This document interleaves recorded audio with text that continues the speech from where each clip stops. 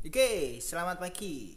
Rahayu dulur, masih bersama saya Ucup, sales obat herbal. Salam sehat, tetap semangat, masih terus beraktivitas di tengah kemelut virus corona yang mulai mengancam. Hari ini saya akan mewawancarai seorang pelaku bisnis obat herbal yang bagaimana ini berizin loh ya, maksudnya berizin itu semua obat yang didistribusikan semua berizinkan POM. POM itu pengawas obat dan makanan. Oke, langsung saja kita akan wawancara. Selamat siang Gus, pripun kabare? Nah, kamu teh. Saya izin Gus izin. Oke. Mas direkam? Sudah. Iya, corek. Enggak apa-apa, tenang aja. Ini vlog spontan ya. Vlog spontan tanpa editing, langsung live. Jadi enggak ada yang ditutup-tutupi. Semua langsung memberi kabar secara terupdate. Masih bersama Ucup Vlog, Ucup berkisah. Oke, sampun siap Gus nggih, Gus? Nggih. Selamat pagi Gus, pripun kabare? Assalamualaikum warahmatullahi wabarakatuh. Selamat pagi. Ya. Selamat siang. Selamat siang lebih tepatnya. Oke, Gus, niki badhe tangket-tangket terkait virus corona. Nggih. Sebagai pelaku bisnis di bidang obat herbal seperti ini, dulur Rohan. Bagaimana dampak virus corona terhadap bisnis obat herbal? Kalau kita bicara soal dampak yang diakibatkan oleh COVID-19 atau corona ini, memang untuk wilayah sini, wilayah Karsidenan Kediri, memang dampaknya memang sangat berpengaruh ya. Istilahnya itu bisa dikatakan signifikan, dalam artian itu khusus kita bicara soal produk yang saya kelola tentang dunia herbal. Itu pengaruhnya sangat berpengaruh. Pengaruh dalam artian ini semakin naik permintaan atau semakin menurun, Gus? Kalau untuk bulan-bulan ini dengan ditetapkannya sebagai area persebaran virus COVID-19 ini di wilayah Karsidenan Kediri ini, pengaruhnya itu bulan ini permintaan untuk produk kesehatan, multivitamin, terus imunitas tubuh itu hikmahnya ada peningkatan. Karena apa? Karena di area sini di Karsidenan Kediri itu, dengan adanya kabar COVID-19 itu sudah menyebar di daerah sini, akhirnya dengan entah itu dogma-dogma ataupun statement-statement dari pihak terkait harus untuk meningkatkan daya tahan tubuh, imunitas tubuh, itu akhirnya masyarakat mereka seperti seolah-olah berlomba-lomba untuk mencari suplemen, mencari produk-produk kesehatan yang notabene fungsinya untuk meningkatkan daya tahan tubuh, sehingga akhirnya daya belinya semakin naik. Untuk bulan ini ya, tidak tahu nanti untuk bulan berikutnya, karena kan memang ini sampai kapan kan kita tidak tahu kan, maksudnya bisa diredam untuk COVID-19 ini nanti berakhirnya kapan kan, entah bulan depan atau bulan berikutnya kan tidak tahu. Untuk yang pasti untuk bulan sekarang ini permintaan untuk produk multivitamin, imunitas itu dari masyarakat, dari outlet-outlet yang kami kelola itu ada sedikit peningkatan. Karena mereka mungkin masyarakat dengan penangkapan atau penjelasan dari pihak-pihak terkait itu, mereka berasumsi menyimpulkan bahwa tubuh itu harus sehat dulu gitu. Oke. Jadi, dan itu berbanding terbalik dengan alur distribusi. Saya katakan berbanding terbalik, kenapa? Karena di saat permintaan masyarakat itu ada peningkatan, namun berbanding terbaliknya itu alur produk kesehatan tersebut dari pabrik sampai ke distributor sampai ke outlet itu terhambat. Dikarenakan Karena proses pengiriman. proses pengiriman yang semakin telat, semakin hari tidak semakin cepat, semakin terlambat. Karena kebijakan-kebijakan yang merupakan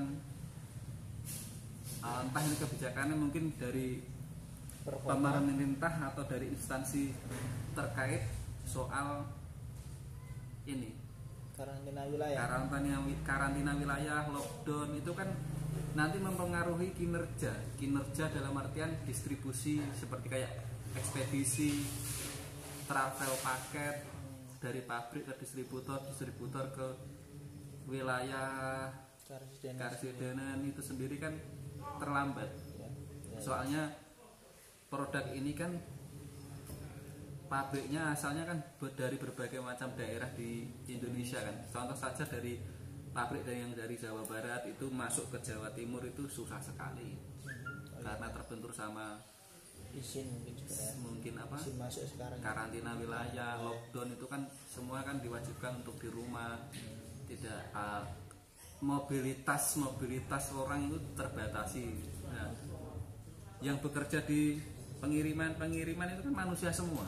Kalau misalnya kendaraan tidak ada yang pegang manusia, yang nyopir manusia, ngantar barang ke tujuannya masing-masing kan nggak mungkin sampai kan. Iya benar. Di ekspedisi kereta api pun seperti itu.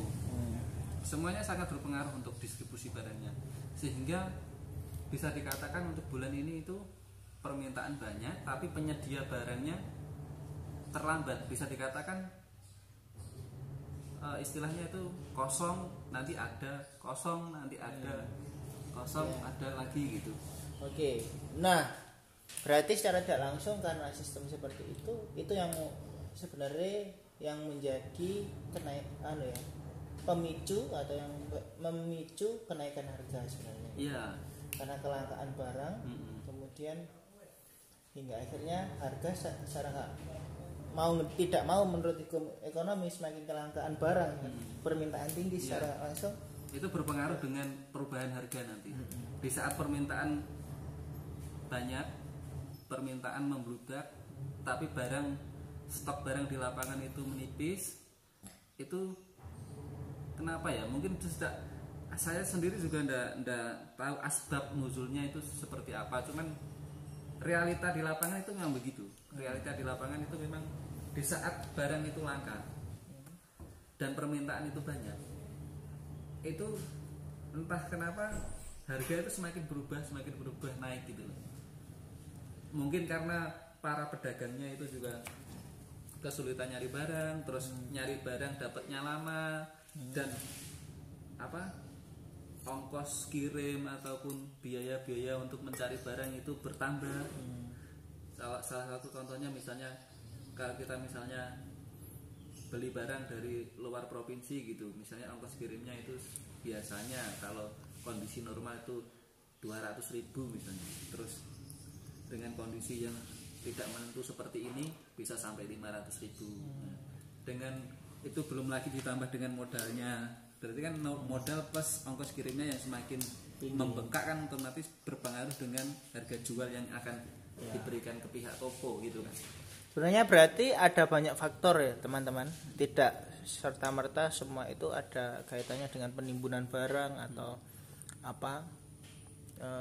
Sebenarnya dari pabriknya pun terkadang sulit untuk mendistribusikan, itu yang menyebabkan. Kemudian banyak lagi faktor seperti yang dikatakan tadi bahwa ekspedisi juga termasuk bisa mempengaruhi harga itu untuk naik, karena harga pengiriman secara nggak langsung ketika ada terjadi lockdown atau penutupan karantina wilayah, semakin sulit ekspedisi keluar wilayah, pasti kalaupun bisa keluar pun dengan waktu yang lama pasti biaya operasionalnya juga akan secara nggak langsung akan naik. Terus saya akan mau menambahkan sedikit. Tadi saya bilang kan untuk bulan ini kan kenapa permintaan untuk suplemen makanan, kesehatan, terus imunitas tubuh itu meningkat kan?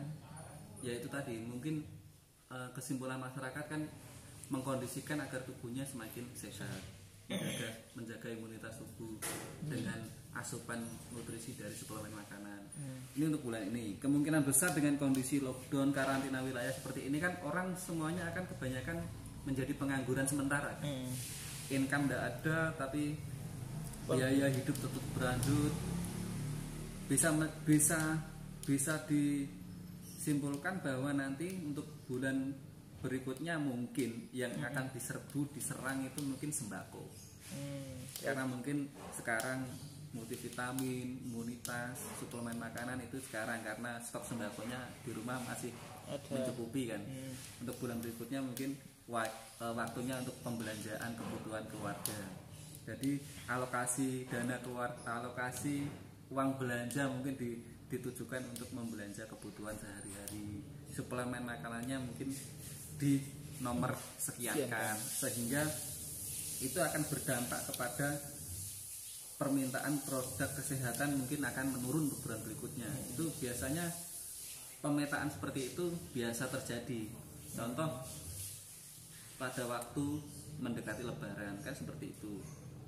Pada waktu puasa semua bahan produk herbal seperti kayak sari kurma, kayak multivitamin, kayak suplemen makanan karena masyarakat pada melaksanakan ibadah puasa mereka harus ditopang dengan asupan nutrisi dari suplemen makanan agar selalu sehat dan bisa menjalankan ibadah puasa rutin 1 bulan. Setelah itu mendekati lebaran mereka beralih memburu pembelanjaan kebutuhan sehari-hari karena mendekati lebaran. Jadi siklus seperti itu siklus alamiah, siklus realita lapangan. Jadi masyarakat sekarang kan sudah pintar ya, sudah pintar ngepotkan kebutuhannya mereka masing-masing gitu loh. Jadi tidak selalu dia itu memprioritaskan harus imunitas tubuh, harus suplemen makanan terus yang dikejar. Di saat ada kalanya, di saat momennya pas seperti kayak ini mungkin suplemen yang akan dikejar. Nanti untuk bulan berikutnya mungkin karena suplemen stoknya masih ada di rumah terus gantian ngejar sembako gitu kan. Jadi fluktuatif lah ya. Seperti kayak lebaran, puasa gitu kan. Jujur saja realitinya kalau mendekati ibadah puasa itu memang suplemen sangat laris karena mereka melaksanakan ibadah puasa sebulan penuh, butuh asupan, butuh kesehatan yang fit untuk melaksanakan ibadah. Nanti setelah mendekati lebaran, tidak mungkin kan lebaran kita berkumpul sanak keluarga disajikan dengan suplemen makanan. Otomatis sajiannya kan mulai ke jajan-jajan, makanan, daging, beras, minyak goreng dan lain-lain. Jadi untuk anggaran belanjanya mungkin disuitkan yang lain. Dialihkan ke kebutuhan pokok seperti itu. Dan kemungkinan besar ini nanti untuk bulan berikutnya ya seperti itu. Ya. Ya oke, teman-teman. Ini seperti itulah. Sebagai sales herbal pun sebenarnya beberapa waktu sekarang ini setelah kemarin Pak Jokowi menentukan adalah ini harus benar-benar krisis sosial kalau nggak salah. Aku lupa namanya. Kita harus benar-benar menjaga jarak dan segala macam. Kemudian ada beberapa wilayah terutama kota yang benar-benar menutup akses untuk masuk ke wilayahnya. Seperti saya sales di Karesidenan Kediri, untuk masuk ke wilayah Trenggalek pun sangat sulit sekarang. Karena memang bukan kesulitan yang bukan, karena memang prosedurnya yang ketat. Itu bagus. Cuman saya pikir kami sebagai sales herbal juga mohon sedikit kelonggaran untuk kami, karena masuk ke kami juga dalam proses bukan hanya persoalan pekerjaan ya ini ya, tapi melainkan persoalan bagaimana kami juga mendistribusikan obat yang menjadi kebutuhan masyarakat yang sekarang sangat tinggi. Nah itu yang seharusnya juga harus garda depan, tidak hanya sebagai di rumah sakit, dokter ataupun perawat, tidak hanya juga Pak Polisi, kemudian Pak Tentara dan yang lain. Apotek juga merupakan garda depan. Kemudian kami sales obat-obatan juga merupakan garda depan. Dan sebenarnya semua orang yang bekerja di jalanan merupakan garda depan karena mereka juga memperjuangkan hajat hidupnya. Oke. Nah, Gus, ada satu lagi pertanyaan ini Gus terkait lockdown. Pasti banyak juga sales jenengan juga mengalami seperti yang saya alami pastinya, kesulitan memasuki wilayah tertentu dikarenakan memang prosedural yang memang harus ketat. Pendapat jenengan terkait seperti itu, karantina wilayah yang memang harus membatasi orang lain masuk ke wilayah tertentu? Kalau saya menyikapinya sih, saya sangat menghormati untuk kebijakan-kebijakan pimpinan daerah di wilayah masing-masing, karena menurut kebijakan tersebut, menurut beliau-beliaunya mungkin itu yang terbaik untuk wilayahnya gitu kan. Dengan segala kondisi yang mencekam saat ini yang diakibatkan oleh COVID-19 ini, itu memang mengharuskan seperti itu. Tapi sikap dari kami ya tetap menerima dan tetap istilahnya berusaha, berikhtiar supaya suplai barang yang kami salurkan itu bisa sampai ke outlet, ke apotek, ke masing-masing tujuan pengiriman, dengan berbagai resiko yang memang menjadi tanggungan kami sendiri gitu loh. Karena untuk para pegawai, untuk para salesman, pengiriman, order itu kan ujung tombak dengan resiko berinteraksi dengan banyak orang, dan dengan kondisi seperti itu kami juga mempersiapkan diri dengan persiapan seperti kayak menjaga kesehatan, melengkapi diri kami dengan hand sanitizer, desinfektan, masker, menjaga kebersihan, cuci tangan sesering mungkin, sampai kantor, sampai gudang pun langsung ganti baju, mandi seperti itu. Dan memang untuk karantina wilayah ini memang sangat berdampak terhadap suplai barang dari kami ke outlet. Kami sering terlambat, sering mendapat komplain, sering mendapat istilahnya teguran lah. Kenapa kok bisa telat, kenapa kok seperti ini, nggak sesuai apa yang kami minta gitu. Mereka mintanya hari ini bisa datang secepat mungkin, tapi bisa kirimnya lusa atau 3 hari kemudian seperti itu. Ya itu wajar saja. Setelah kami briefing, setelah kami informasikan kepada pihak outlet juga, alhamdulillah mereka mau menerima dengan penjelasan kami seperti itu. Ya memang amannya seperti itu, ya kita enjoy aja, ikuti aja. Toh kita mau memaksakan kayak gimana kan nggak bisa kan. Soalnya ya istilahnya kita cari zona aman aja lah, zona nyaman, zona aman, dalam artian kita tetap salurkan. Yang penting kalaupun itu barangnya sempat kosong, istilahnya di outlet itu tidak kosong terlalu lama gitu aja, suplainya tetap ada meskipun agak sedikit terlambat. Kalau misalnya hari ini kosong, belum sampai, istilahnya masyarakat mau beli, bisa dijanjikan besok mungkin atau lusa bisa baru datang gitu. Ada tinggal nomor telepon gitu, nanti biar tinggal nomor telepon ke outlet nanti menghubungi pihak yang mau membeli kan, biar bisa datang lagi untuk mengambil barangnya, mengambil obatnya, seperti itu. Sudah ya guys, terima kasih ya guys. Ini tadi sudah cukup panjang kali lebar dan cukup jelas penjelasan dari jenengan, mungkin bisa bermanfaat bagi teman-teman semuanya. Itu saja, terima kasih sebelumnya. Sama-sama, terima kasih. Selamat siang. Assalamualaikum warahmatullahi wabarakatuh. Waalaikumsalam. Lagi santai sambil mengerjakan ini pesanan ya. Oke guys, itu tadi sedikit wawancara dengan Guse gitu, Kalih Guse. Jadi teman-teman, iki lho umike nesu lek Guse diceluk Guse umike mesti ujung ngetahe.